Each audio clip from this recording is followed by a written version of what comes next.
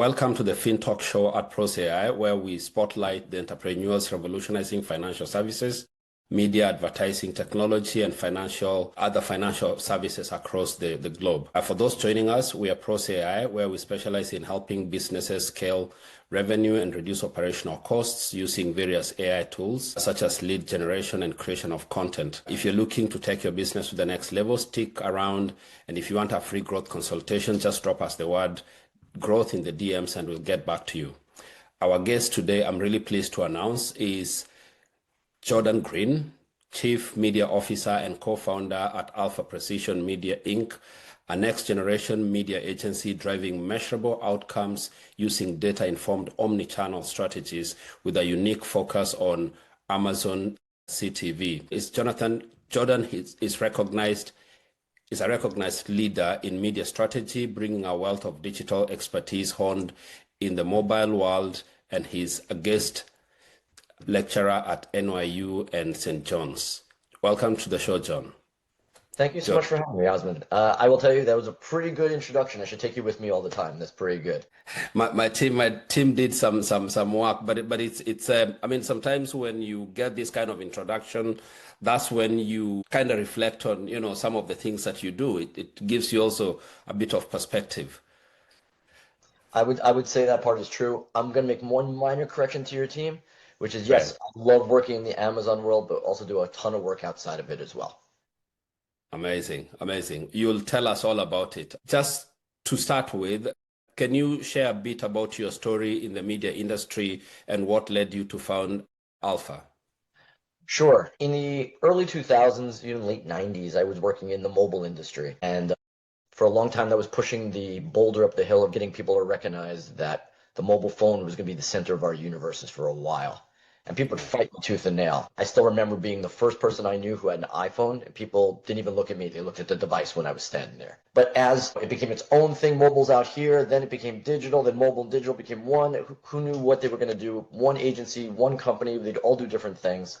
And as I started to see this next evolution occurring of two things. One, my partner and our current CEO and I were having coffee, and he and I were both doing projects separately utilizing the Amazon ecosystem.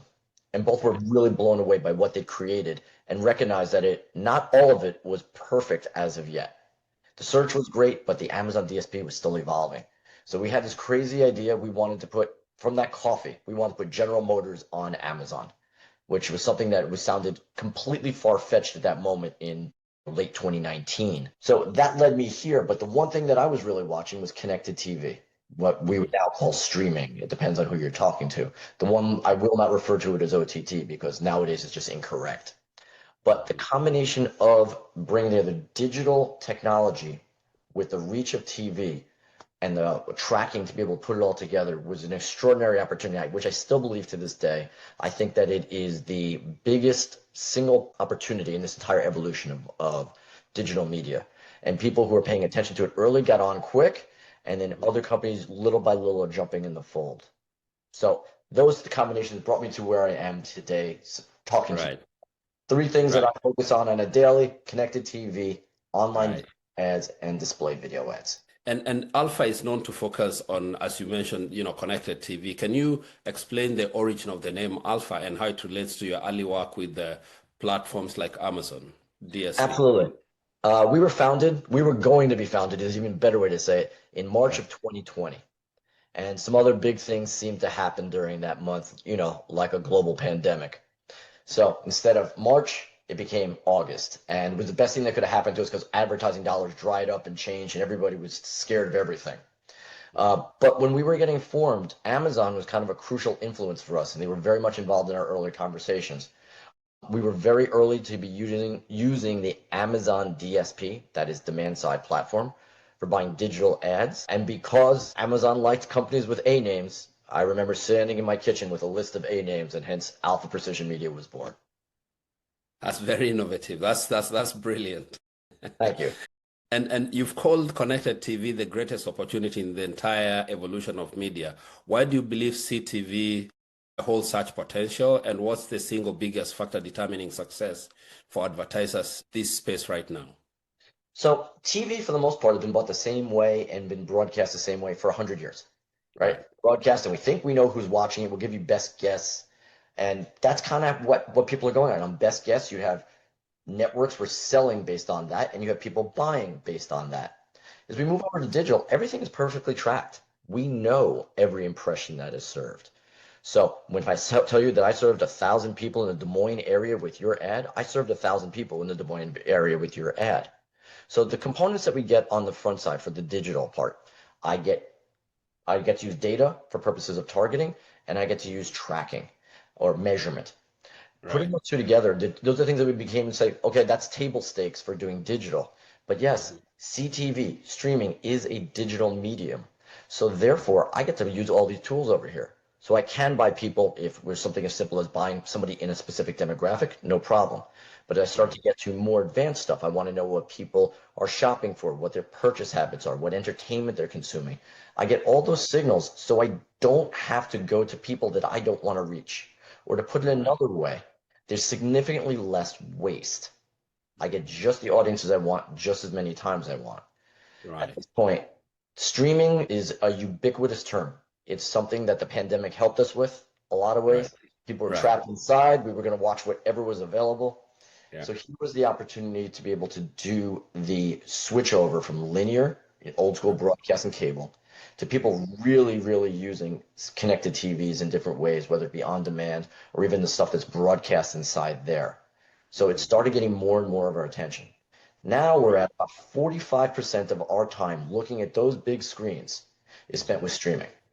And if we're Right. having this conversation in a year, it is now the dominant form of communication coming across that screen to us. Wow. That's quite something. I mean, it's a big change. I mean, we often hear the term, and you mentioned this earlier, CTV and OTT used interchangeably, and you said, I mean, it's not right. For our audience, can you clarify the distinction and explain why you specifically focus on CTV? Sure. CTV stands for connected TV. We got that one. Right. OTT just stands for over the top.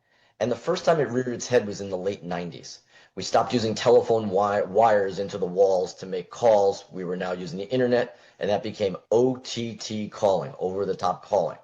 Then we Right. had the next evolution. We wanted radio. We had the introduction of stuff like Pandora. Pandora's not broadcasting out here anymore. They're using the internet. Mhm. OTT radio. And now we have OTT TV, which came in, you could call it 2008, right? When people Right. start paying a little bit more attention. Hulu had already been out for a while as the main property that people knew of. Right. But now we've gone so far that this primarily consumed on this TV, these large 65 to 75-inch screens that people have in their living rooms. I don't think we need to call it OTT something anymore. A lot Right. of companies are out there in the market still using this terminology because they use it as a cheat to a degree Ah, of when they sell you. So when we're talking to clients, I want them to know exactly where we're running this at. I'm running on that CTV, that big screen. Companies are saying right. OTT. Some of it's there, but some of it's also showing on a mobile phone where somebody's watching the show that doesn't have the Ah, same impact. It doesn't have the same, it sounds crazy, non-interactivity. Because that big screen, for the most part, I'm sitting watching it. I'm not sitting trying to do other things on that screen. On my mobile phone, I may be doing many other things. So you don't Man, get divided attention the same way. And I, definitely I the same price, by the way, for both. Yeah, exactly. I hadn't thought about that actually. What you said there is quite something to think about because when you're sitting on watching the big screen, you're watching the big screen. On your mobile phone, there's lots of other interruptions that come, but you're still paying the same price. You mentioned COVID. I mean, the pandemic had brought a lot of uncertainty, but uncertainty is also something that we hear frequently now when discussing the US advertising market. From your perspective, what is the most significant trends you're seeing and challenges creating this uncertainty, and how should companies navigate through them? So the one that we're seeing this year, and it literally is the widest paintbrush, is people using the word uncertainty for year 2025 in the US media market. The Right. reason there are all kinds of political, I don't know what to call it, variability is a nice way to say this, but Right. tariffs are scaring a lot of companies. They didn't know what it is going to be. They still don't know what it is, right? It could change on a whim. So we have seen companies ranging from pharma to soda companies really trying to grapple with how to deal with this. How does it affect a soda company? Well, if they have making cans, aluminum cans, that aluminum tariff is charging them more, and they have to figure out a mechanism with which to, if they can promote that, how do they pass the cost downstream? Pharma companies, things that we don't consider, they're scared by two things. One, they get components for their drugs from overseas. So how is that going to increase the cost per dosage? And on the flip side, they're also scared of the HHS group here in the US, which is making things like saying there's not going to be any pharma advertising on TV. That scares them because they've been doing it this way for a very long time.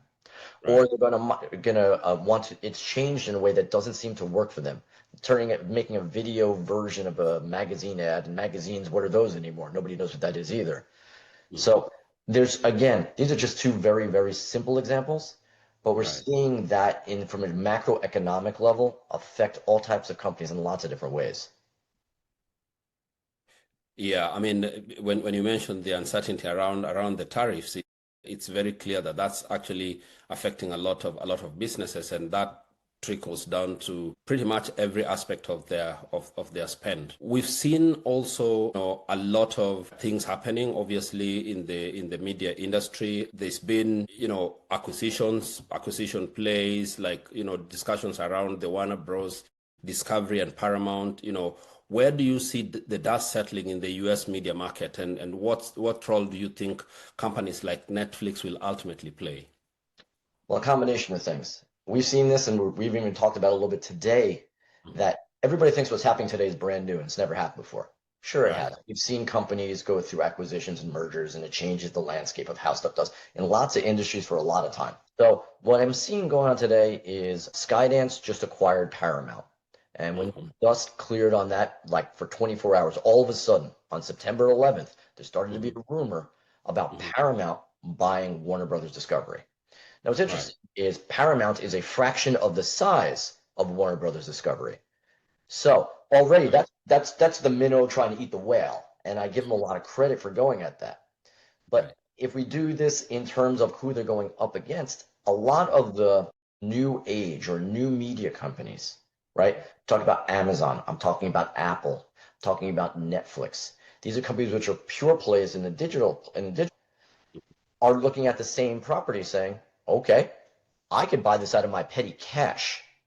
Okay, I'm exaggerating. Okay, we're still talking about $50 billion plus. The idea that they could potentially go out and buy this and integrate it into their own version is really interesting to me. Now, what I see is there are 5 power players, truly 5, I'm going to call premium CTV networks in the United States. Okay, that's Netflix. I've got Amazon Prime Video. I've got HBO Max, which is a Warner Brothers Discovery property.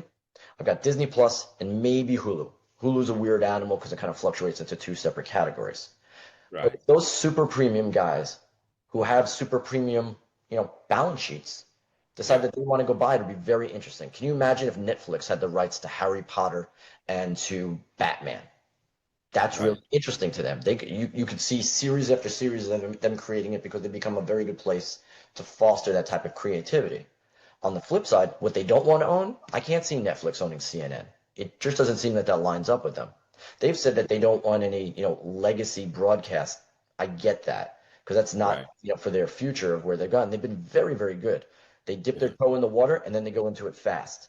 They tried out one sporting event, and then magically they were in the market of Netflix now has sports, right? They did the Tyson fight about a year ago. Now they've got football, they've got basketball, they got, one after another after another. Actually, I take that back. Basketball is not one that they got yet. But just they did invest in other properties, like they do have the WWE for wrestling. They do have multiple NFL games, and they keep trying out new properties. And I think that they've actually got a pretty good recipe there, but they're all digital. I can't see them going backward into the broadcast world unless some extraordinary circumstance showed up. And you also have a strong, perhaps contrary belief that Amazon will lead the digital media field in the next 5 years. What gives you this belief, and what makes them so formidable than established competitors, say like the Trade Desk or Google TV? Well, there's a combination of things. Amazon, everybody sees them as being very, very aggressive, and in some areas they are, but they're truly conservative in a lot of ways, and they are the tortoise that is going to win this race. And what I mean by that is Amazon search. right, in terms of their product inside the store is extraordinary, and it has delivers tremendous amounts of power to the point where once they get an advertiser on that, it's hard to get them to migrate into the other Amazon ad products. But at Right. the cornerstone of Amazon advertising is the Amazon DSP. The DSP stands for Demand Side Platform, and it is the hands-on keyboard where you craft your campaign and then push it out to the world for connected Right. TV, for online video, for display. They even have audio stuff in there too, because Amazon does have a pretty good audio network as well. There are three primary players that sit up here for the DSP market in the US. We have the Amazon DSP, we have the Trade Desk, and we have DV360, which is owned by Google. To me, the checklist of determining who's going to win this race is how good is your data, how good is your technology, and how good is your access to inventory.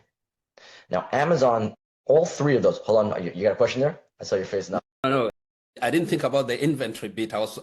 That's really quite something, right? It really is. And last January, a year ago, January, Amazon opened up Prime Video to have ads in it, right? Right. So they'd given it away for Prime forever. You sign up for Prime, you get Prime Video. And more people belong to Amazon Prime than belong to churches and synagogues in the United States, which is staggering. But going back to the DSP argument, I'm one of them. I'm one of them. why? So am I.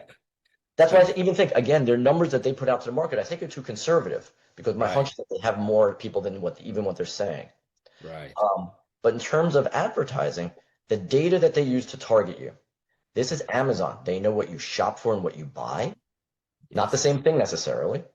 They know what kind of entertainment you're consuming on Prime Video, what you're listening to on what books you're reading on Kindle, what you're listening to on Amazon Audio or Amazon, and they even know 100 million different cars by people raising their hands and saying, "This is the kind of car I drive." So what it means is the targeting elements are excellent. Truly, from that standpoint, it's very, very difficult to beat that. Yeah. Amazon technology, they've invested in the backbone of the internet right now in Amazon Web Services, and you saw here in the US they had an outage for a couple hours last week and the whole world went crazy, right? Right. So Right. they've got the cornerstone there. And in terms of inventory, yes, they can sell you inventory that's on Amazon.com and other properties like they own IMDb, things like that. But Prime Video has become a cornerstone of CTV, going back to one of my truly premium properties I'm talking about. And they invest north of $16 billion a year in populating Prime Video with stuff ranging from custom shows like Reacher that they built on their own to Thursday Night Football, which is an exclusive NFL game that goes every Thursday just on them, not other channels, just exclusively on Amazon. So Right. they check all three of my boxes, right? Targeting, excellent. Technology, excellent. And inventory, excellent. Now, interesting, if you want Prime Video, only place to get through it is through the Amazon DSP. So they've got Yes. their corner. Mhm. They've even started making other relationships with other providers so they get even more data about you from sign-in, such as Roku. So it's extraordinary where they can reach you. So I'm going to put them in a great position. Mhm. Google DV360, great platform as well. In fact, all three of these are great platforms. But the question is, how will they check off those boxes? They have a lot of information about you from the activity that the Right. Google has acquired on you all over a long period of time. So let's give them a data. Different data than Amazon. Amazon is based on purchase and entertainment. These guys are based on search and other criteria because they also Right. do stuff like Gmail and get access to stuff like that. Good data, just different data. Technology, again, Google invests a tremendous amount in technology, so I'll check that box for them. And Right. in the third part, inventory gets a question mark. Access to lots of third party, but if at any point they just broke down all the walls that they have internally and allowed you to use DV360 to always put ads on YouTube, always put ads on YouTube TV, that's game changing again, where, okay, I'm going to give the checkbox now to Google. Now, they have strategic decisions that they need to make on their own because they've got bigger fish there.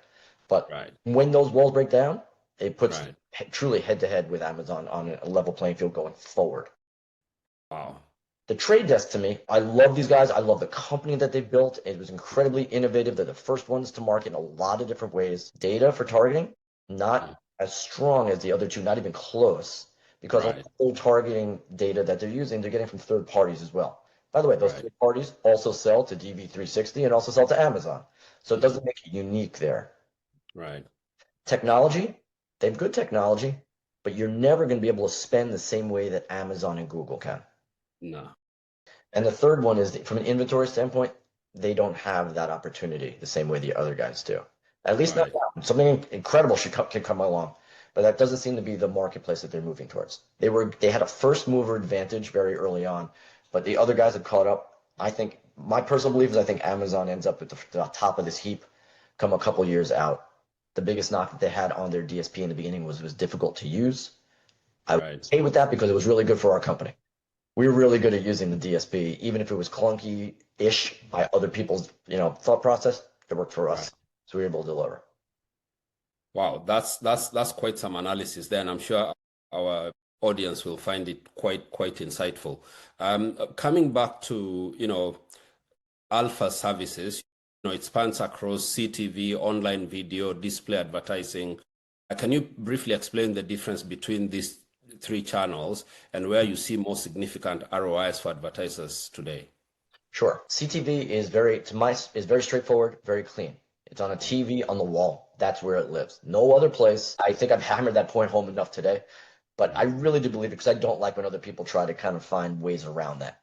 So Right. we go to a client, we say we're going to run this for you, and we're out there to find that audience. That's what my team is particularly good at. We're good at Right. picking the individual audiences.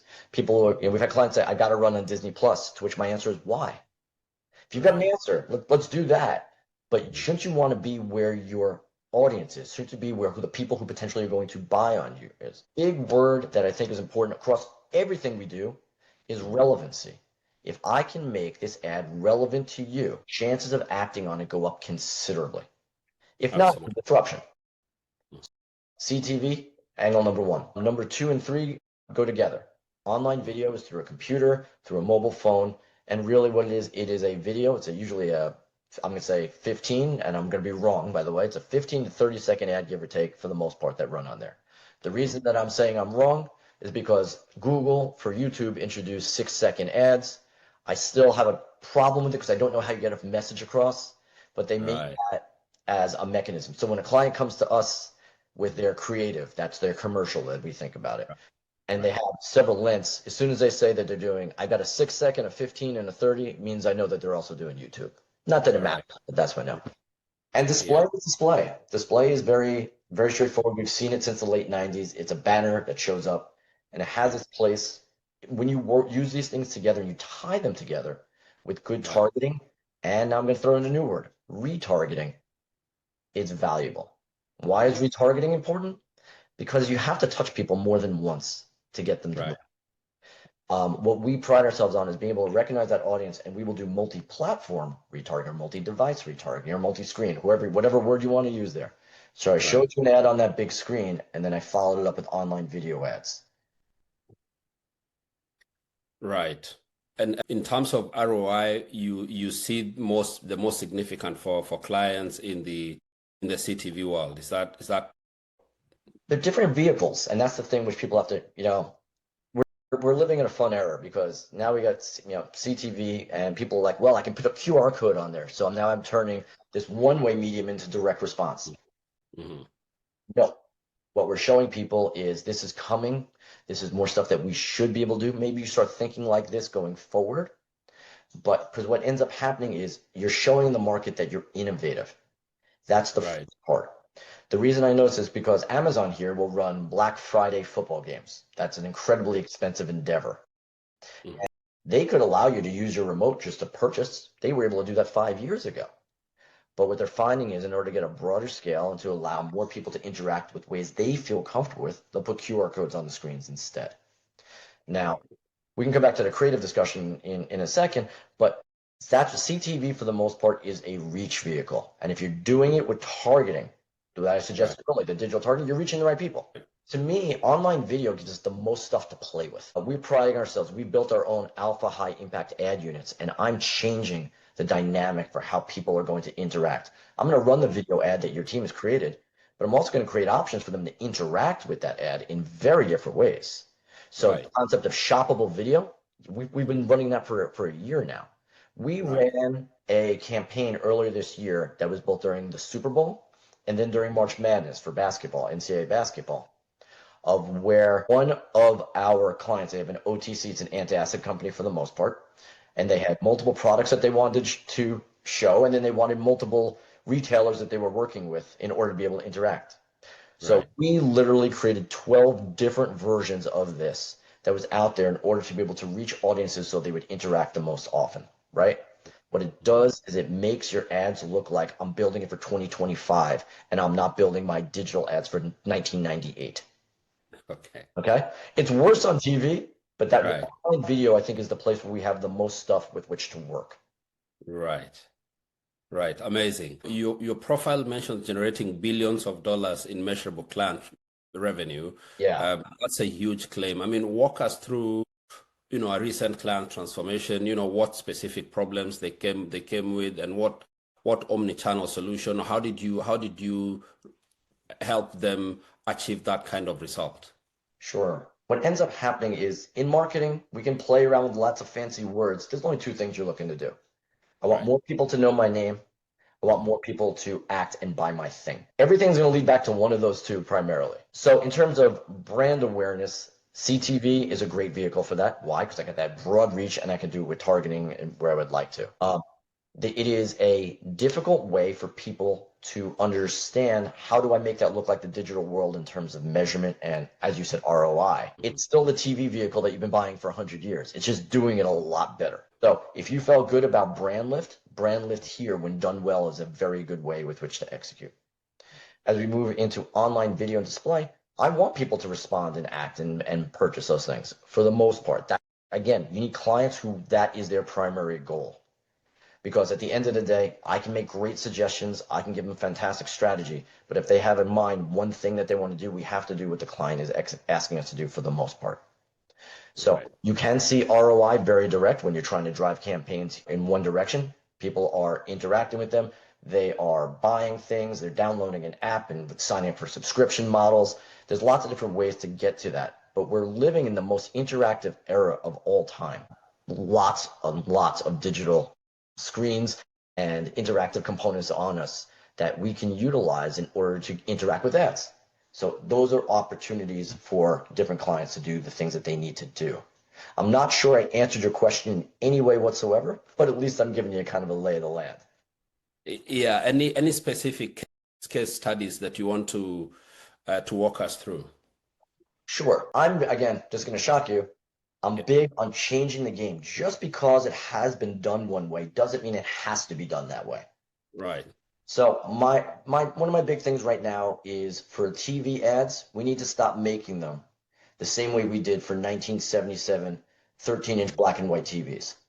The Right. video, for the most part, it hasn't changed. It's filling that whole screen and just tiny little screens. In fact, the computer I'm talking to now is bigger than the TV that I had when I was a kid, right? So instead of that, we've got 75-inch TVs. Why are you not using that real estate smarter? Okay. Mhm. So what we'll do is we'll use part of the screen for that, and we'll use the rest of the screen in order to get across more of the client's marketing message. It doesn't have to look boring. It doesn't have to be the so-called L frame. We put together some beautiful ads recently for a luxury client, and it enhanced the video in such a way that I was, even once I saw it, I'm like, the team outdid themselves on the design of this. So it can continue to evolve. We need to do better things. Does it add interactivity? Maybe. But I've seen interactivity been thrown into ads in really bad ways. For example, I saw an ad recently that had a QR code. Okay, you want to look new. It also had a phone number and it also had a website. So you're asking me to do three different things. Which one is most important? I'm likely Right. to do none, Right. I see. right? Too many options. Too many options. Things that we found that we've been doing very well, taking that model again, the Right. alpha high impact ad unit that we built for a liquor brand. Spirits, I'm sorry, I'm supposed to be like more PC, a spirits brand. It was an umbrella brand, had pre-made cocktails. What we were able to do is throughout the whole thing, as the video continues to show their different options, we're showing on the right-hand side the different cocktails and the different bottles that go along with them. It's like a carousel, similar to things that we've seen in the display world over time, but we're mixing and matching the best of all worlds. And it's Right. synchronized with the video that's next to it. We're also doing this for like a home cookware company. They have multiple products they're trying to sell you to use in the kitchen. Everything that you're seeing them use in the kitchen, magically, it's just showing up on the right-hand side. Oh, if I click on it now, it's going to take me over to purchase this right away.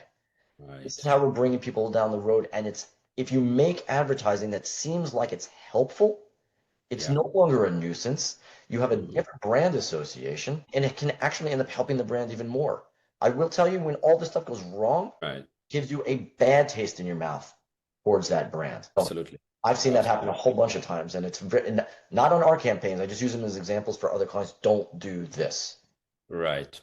Right. I mean, looking at the competitive landscape, I mean, you're competing against industry giants, like Group M or Cadent. Talk me about, Alpha, how you currently acquire your new customers, what's working best right now for you, how are you feeling your pipeline, and what are the unique challenges you're facing in trying to convince, like some of the big advertisers to shift their budget to, emerging players like yourselves.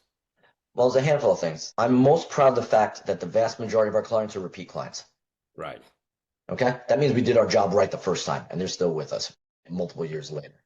Hmm. But when we started off, we really thought we were going to have an equal of brand direct and agencies. But the reality in the marketplace is so much money is being consolidated inside agencies that it heavily tilted in that direction. So Right. agencies are, for the most part, our clients. A sales team that goes out and has different agencies that they cover. That is how we've broken the world up as opposed to geographically, which I know is an alternative approach.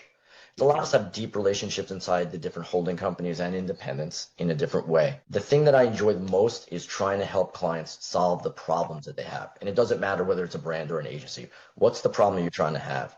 Companies like ours tend to be more nimble, and I'm not going to say more innovative, but we are a very innovative company.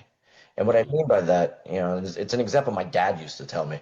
It's really hard to turn an aircraft carrier. It takes a long time.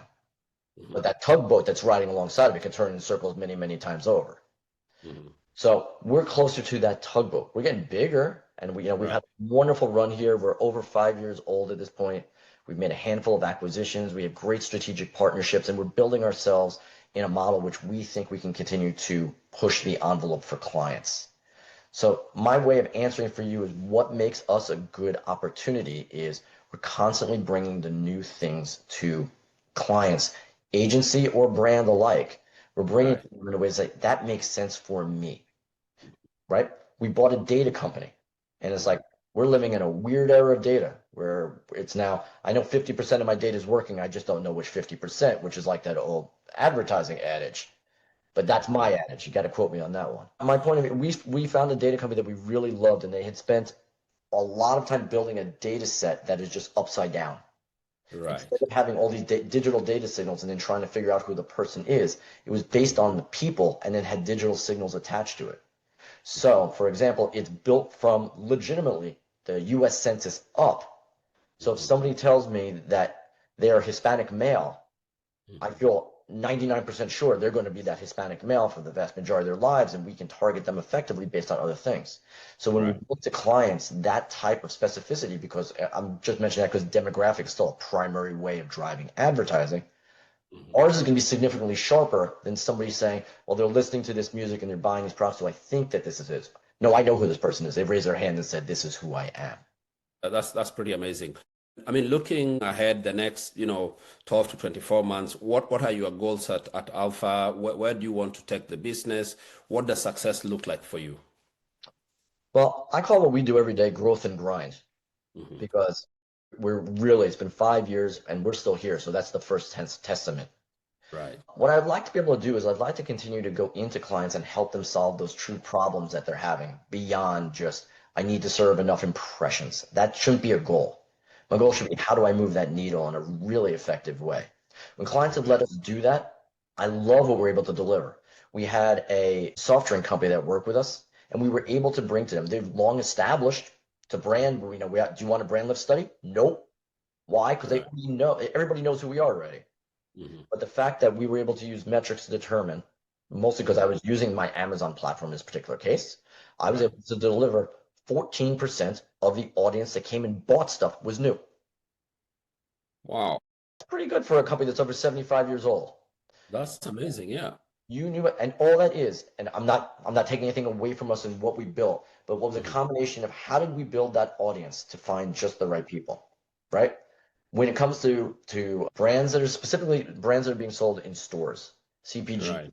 my favorite thing, I love conquesting because we can do that so well now. For your listeners who don't know what conquesting is, It is, I don't want to go after people who have my brand. I want to go after people who have purchased my competitors' brands.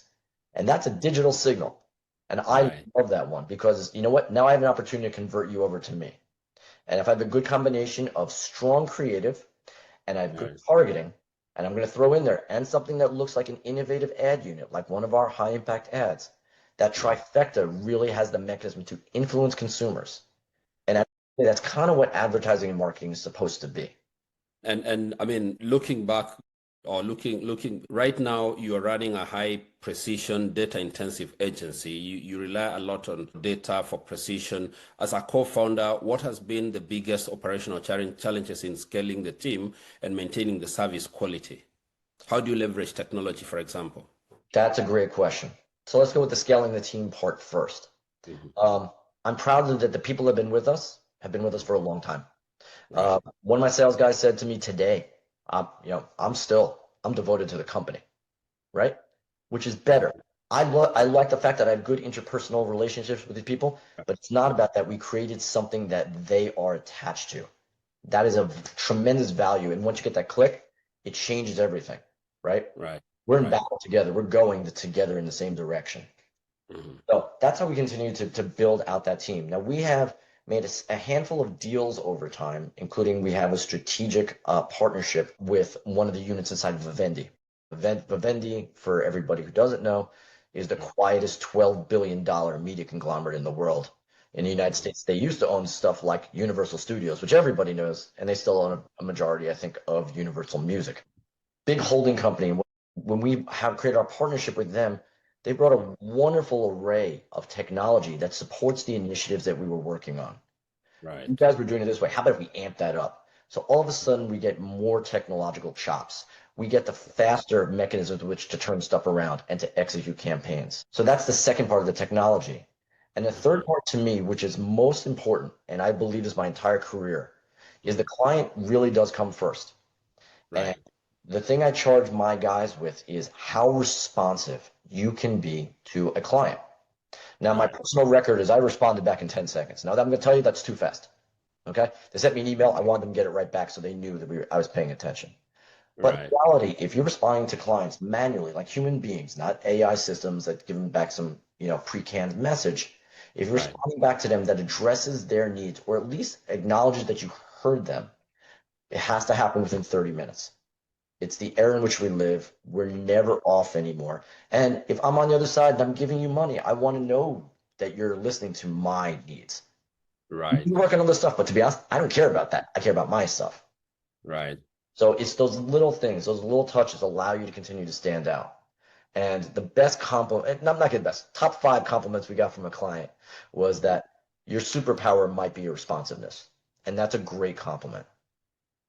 That's amazing. That's amazing. I mean, getting such feedback from your clients, and I can see why you have so many repeat clients. As you said, when you have such a high percentage of repeat clients, you've done it right the first time, rather than trying to do something that doesn't resonate with your client and then trying to chase new clients. That's a pretty amazing place to be. I mean, Jordan, that's been very, very insightful. I mean, we've covered a lot. I'm sure our audience will take a lot out of this.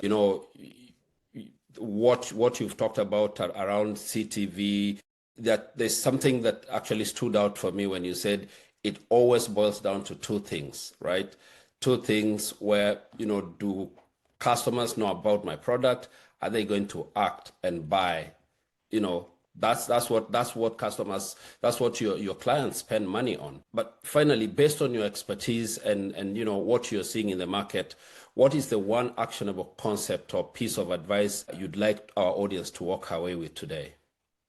Don't be scared.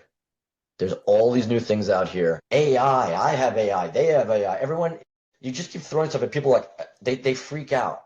The truth Right. is this is the most fertile opportunity to try new things. Things which used to be unattainable to Hmm. the average brand, they can now do themselves. They could Right. try it out. So literally something as simple as TV ad buying, you had to Hmm. find an agency to act on your behalf. Who knows if you got what you wanted to get? You just know that your ads are now running on TV. That shouldn't Right. be the goal. The goal Hmm. should be, okay, I executed a campaign. What did that do for me? Hmm. And you can, as an individual, you can local companies I've seen start buying their own CTV ads. Now they could do it a little bit better and you can use a little nuance, but you can't learn until you start doing and making mistakes. So get in there and actually try these things out. We're living in a wonderful digital era right now where everything has become a lot more accessible. And when you should never say, well, I wish I could, because you can. Right. Sitting there, and the Right. question is, how do you get from here to there? Right. No, that's actually really good advice. Just get started. You'll never know until you've tried it, and leverage technology rather than thinking that it's coming to take over the world. Jordan, where can our audience connect with you, get to know, to learn more about your business, about Alpha? How can we connect with you? Two easy ways. One, drop me an email. I know that sounds insane and very 2005 of me, but I respond to emails. So Right. my email address is jordan@apm.inc. I'm always happy to hear people's thoughts. I'm always happy to bounce idea, being a bounce idea person off of. I'm here to Right. listen. And if you ever want to see, I encourage people to follow. I try to post what I think is salient, important stuff on LinkedIn. I try to do it once a week. So look me up on LinkedIn and you can even catch up on some of the stuff I've put recently. Amazing, amazing. That's something that we'll definitely be looking to do. I'm sure our audience will be looking to do that. Thank you very much, Jordan, and thank you all for tuning in. If you found this episode as insightful as we did, please subscribe, share it with someone in the art tech or media or any agencies looking for this kind of help, and also share with the wider finance community. Jordan, thank you for sharing those insights and your journey with us today. And we hope to have you back again at some point. And to everyone else, keep innovating and keep building. Thank you all.